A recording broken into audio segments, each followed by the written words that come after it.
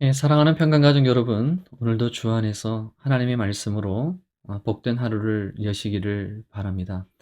오늘은 열왕기상 1장, 우리가 제일 마지막 부분, 솔로몬이 이제 왕이라고 하는 공식적인 직함을 얻고 그가 한 첫 번째 사역, 바로 아도니아 반란, 그의 이복 형이었던 그 아도니아를 집으로 돌려보내는 바로 그 사건을 통해서 용서를 구하는 자에게 용서를 허락하는 바로 이러한 내용으로서, 바로 우리가 어제 보았습니다만, 모든 사건과 어려움 속에서 결국 하나님께서 은혜 가운데 결국 선한 길로 이끄신 그것을 보며, 거기에서 나오는 우리들의 신앙의 열매인 온유라고 하는 것을 우리가 보고, 이 온유라고 하는 것이 과연 성경에서 과연 이 온유는 어떤 식으로 정의를 내리고 있는지 우리가 오늘 말씀을 통해서 한번 기도 제목으로 삼고 또 이 개념을 한번 정립해 보는 시간을 가졌으면 좋겠습니다. 우리가 살아가는 이 사건들은 오늘 솔로몬이 아도니아의 사건을 만나는 것처럼 결코 우연이 없습니다.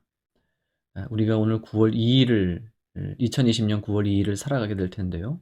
오늘 하루를 살아가면서 결코 여러분 우연은 없습니다. 우연이 없다는 것은, 우연의 반대는 바로 무엇이냐면 성경적으로 하나님의 주권입니다.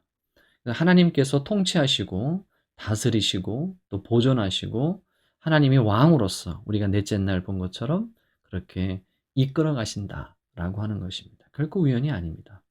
오늘 하루를 살아갈 때도 결국 이 하나님의 주권 아래 모든 것이 되어짐을 우리는 믿으셔야 됩니다. 우리는 이것을 조금 어렵게 섭니다. 하나님의 섭니다. 이렇게 이야기를 하는 것이죠. 이스라엘 백성들이 이집트에서 바로의 어떤 핍박 혹은 바로의 마음이 완악하게 되어진 건 하나님의 주권이고 하나님의 열심이라고 성경이 말하지 않아요? 그것 때문에 10가지 재앙을 그들이 목도하게 되고 그로 인하여 이스라엘 백성들이 더욱 믿음에 서게 됩니다. 요셉도 역시 마찬가지입니다. 그것을 고백했죠. 17살에 형들에게 팔렸지만 그렇지만 이 모든 것들 30살에 그가 국무총리가 되고 39살에 그의 가족들을 만나게 된 것이 하나님의 주권이다. 하나님께서 이 모든 것들을 계획하시고 이루셨다라고 고백을 하고 있습니다. 바로 이와 같이 모든 것이 하나님의 주권 가운데 이루어졌다라고 하는 것을 믿는 그 신앙이 우리들의 마음의 성품으로 열매를 맺어요. 그것이 바로 뭐냐면 바로 성경에서 말하는 바로 온유입니다. 그러니까 온유는 자연인의 성품을 말하는 것이 아닙니다. 순수한 사람, 세상에서 말할 때 뭐 욕심 없는 사람, 이런 것이 말하는 것이 아니라, 팔복에도 나와 있고 또 성령의 9가지 열매도 나와 있는 이 온유라고 하는 것은 하나님의 주권을 믿는 것입니다. 하나님의 주권을 믿는 것입니다. 그래서 이 하나님의 주권을 믿고 하나님이 역사하신다는 것을 믿는 신앙의 열매가 바로 온유함입니다. 그러므로 하나님과 상관없는 온유는 성경에서 말하는 온유와는 전혀 관계가 없겠죠. 바로 이것이 오늘 우리가 온유라고 하는 이 내용을 정리해 봐야 될 사항입니다.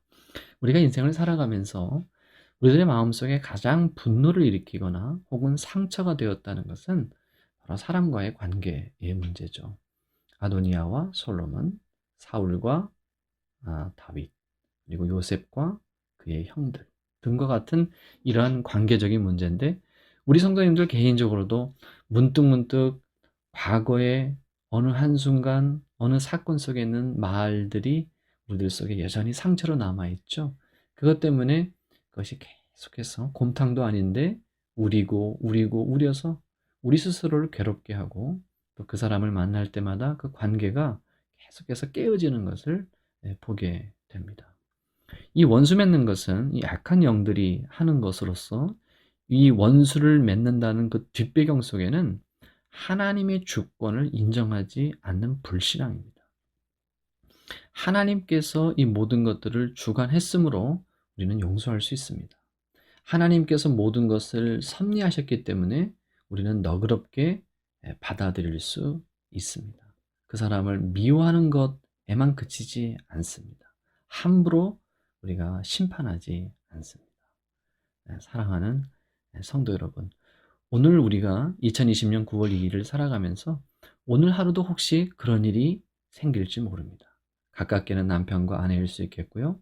또 직장에서 동료일 수도 있겠고, 혹은 이웃일 수도 있겠고, 혹은 뭐 어떤 사람과의 관계 속에서 여러분 내 마음에 비수와 같이 예리하게 꽂히는 말이 있을 때 여러분 신앙을 잃지 마십시오.